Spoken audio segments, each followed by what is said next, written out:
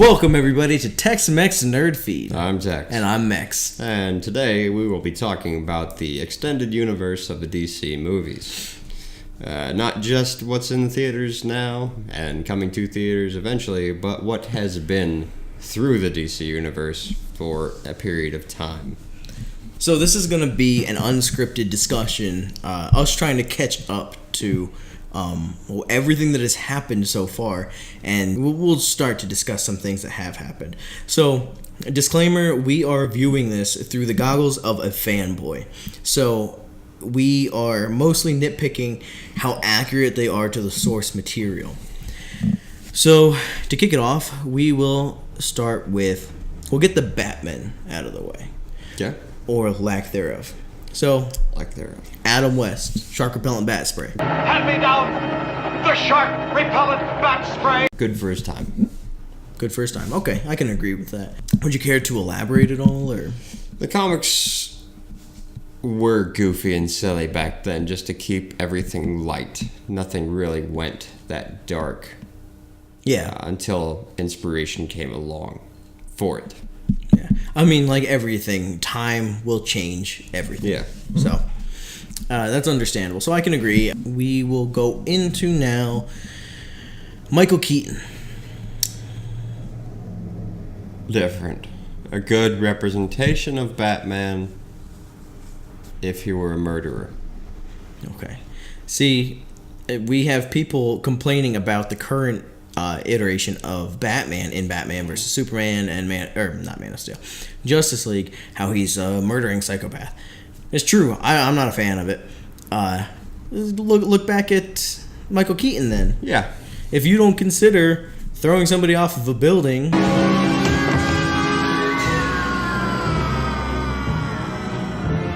shooting a rocket out of the Batwing,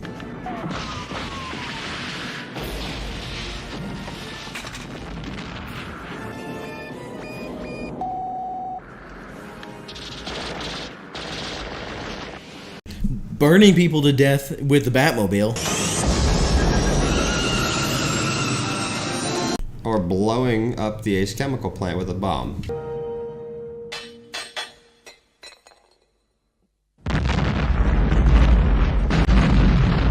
then we are probably living on a different planet.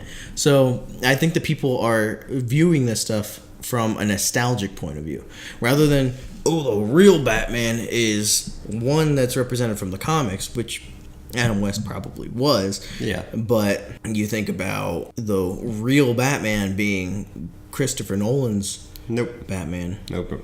No. That's not a Batman. That's a rich guy that has stuff. Yeah, that's about it. I mean, his Batman is experienced in how many martial arts? Right, not just the one that he learned from Liam Neeson. Yeah. And for some reason, this is the way to considered go. a martial art. Elbows up. Elbows up. You're gonna love me.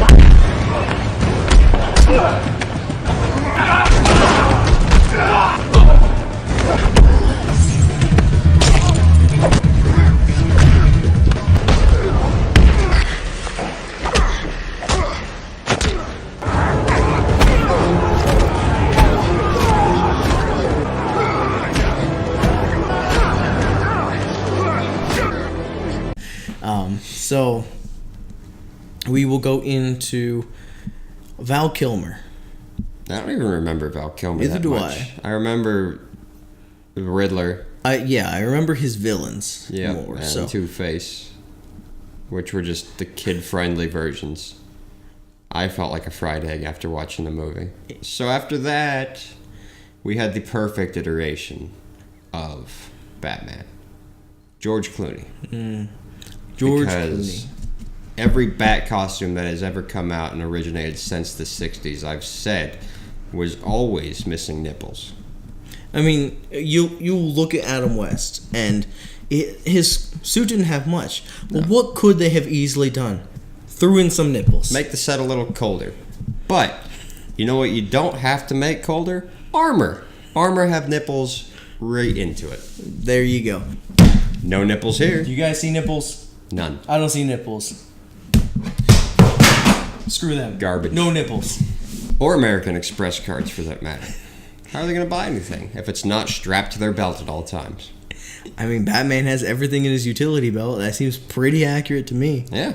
I mean, why would you carry, what, a grapple gun? No. Why would you carry smoke pellets? Nope. Sharp repellent bat spray in American Express. Exactly. The villains in that movie, Bane, Poison Ivy, Mr. Freeze. Best examples we've had. So, yeah, as you can tell, we were being completely sarcastic, and that was all satire.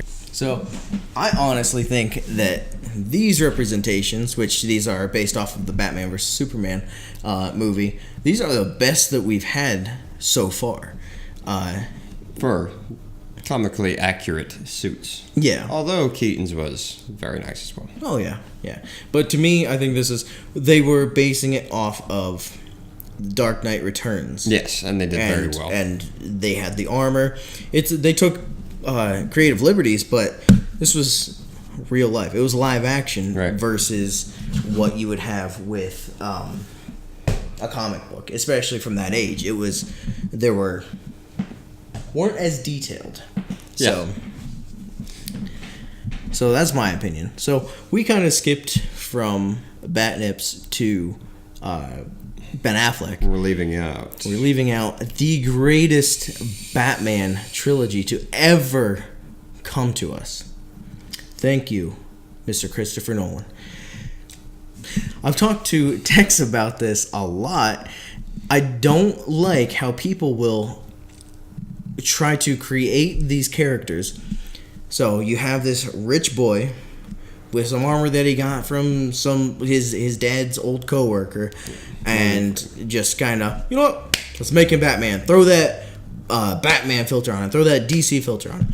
So you see this theme a lot because you have, first and foremost, that Christopher Nolan trilogy. You have some random English terrorist guy, you just with a mask for some reason, for ibuprofen, I guess, through the mask, and you just, you know what, slap that filter on. He's Bane now. You have that Bruce Wayne. He's Batman now. He knows one martial arts and he's got money. He's Batman. There you go. And you see that theme a lot, specifically with the Joker. So a lot of people say that Heath Ledger's Joker is their favorite. I'm not a fan. He's not a very comic book accurate Joker at all. He's good in his own sense as a different character. See, that's my biggest problem with the Christopher Nolan trilogy, is that he takes these liberties. It's not like he just takes liberties. Like in Aquaman,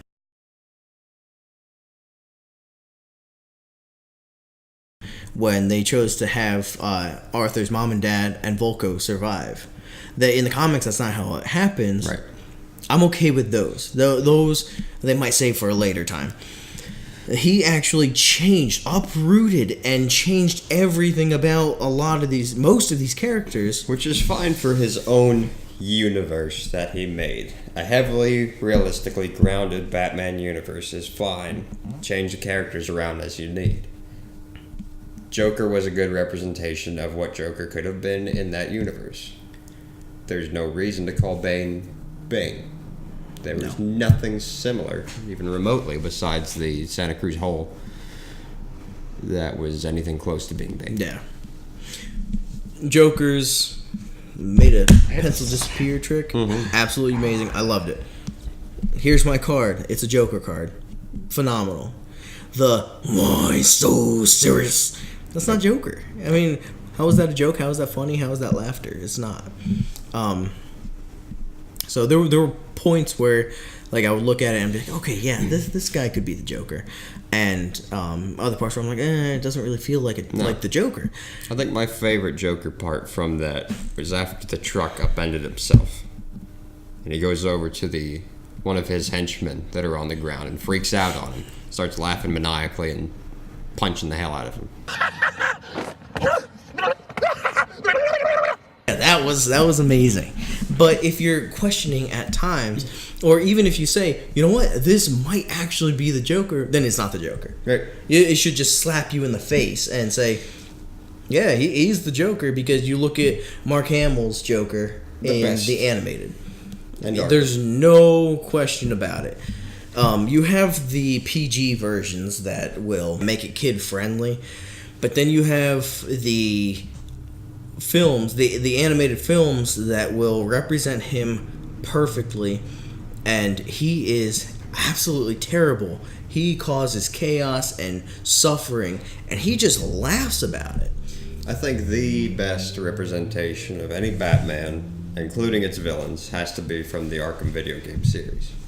Oh yeah, that has to be best. And Bruce Wayne in particular. You look at all these past. Look at Michael Keaton. I'm Batman. Trying to tell his girlfriend that he's Batman. That's not Bruce Wayne. That's far from Bruce Wayne. So look at every other one. Christian Bale. He's just a spoiled little kid. He's immature. He's not what Bruce Wayne should be. Physically, I think Ben Affleck is the closest we've had so far. Yeah. I think he's better than I don't know every actor. I don't know every person in the world, so I can't really say he is the only person that will look like Bruce Wayne. I think if Ben Affleck doesn't do it, John Hamm should definitely take the role. Why don't we go a little deeper and go into some now times and some more past in iterations of the Joker, which we said about Heath Ledger's already. Jack Nicholson's is considered one of the best Jokers. He is. Only one problem wrong with personal favorite. Yes, he's a great Joker. The backstory is even correct up until they made him the representation of Joe Chill, the man that killed Bruce Wayne's parents.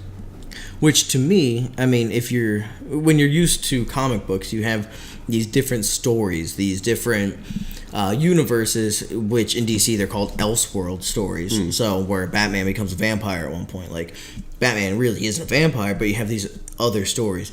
You have, in which case that would make Christopher Nolan's whole universe acceptable as well. But if you're making Christopher Nolan's universe acceptable on that standpoint, then you have Superman, who's just some really strong guy, just for some random reason. He's just a strong farmer, I guess. You have Aquaman, who's just a really fast Olympic swimmer or some crap. Same as Flash. He's just a very fast track racer. Right. Robin's a cop. And Robin's just a cop for some random reason. Who knows? For the end of the trilogy, His let's name throw isn't that even in Dick. there for no reason. His name is Robin. Now, it's frustrating. So, we were talking about Joker. Speaking of frustrating and Joker. Jared Leto? Yeah. The gangster Joker with the grill and the penguin laugh. I heard that the original Jared Leto Joker, not what was going to be represented in Suicide Squad, but before the events of Suicide Squad, he had his full teeth. That's not a grill. Oh, okay. The replacements. Yeah. Until Batman somebody knocked him out. in a bat costume beat the crap out of him. Yeah. After he killed Robin. Robin. Jason. So, I can see that. I'd be okay with that if that's what it was. Right. The part I don't like visually, I'm okay with it. I don't think it's great. No. But I'd be okay with it if they got the character right. Which, for some reason, people just can't seem to get the character right. No. I don't know if it's just that they don't have actors that are okay with portraying an already established character, or if everybody has to put their own twist on it. Yeah, exactly. Sense. Like you have Heath Ledger's "Why so serious," and you have Jared Leto's laugh. That's not a laugh. I don't know what that is. It's a wind-up toy winding down. So I would be okay with it if they had portrayed the character the right way. That's going to be it for us. We'll see you next time. Make sure to check out part 2 if you enjoyed this one. Like and subscribe. Anything else? Thanks for watching. Enjoy the outro.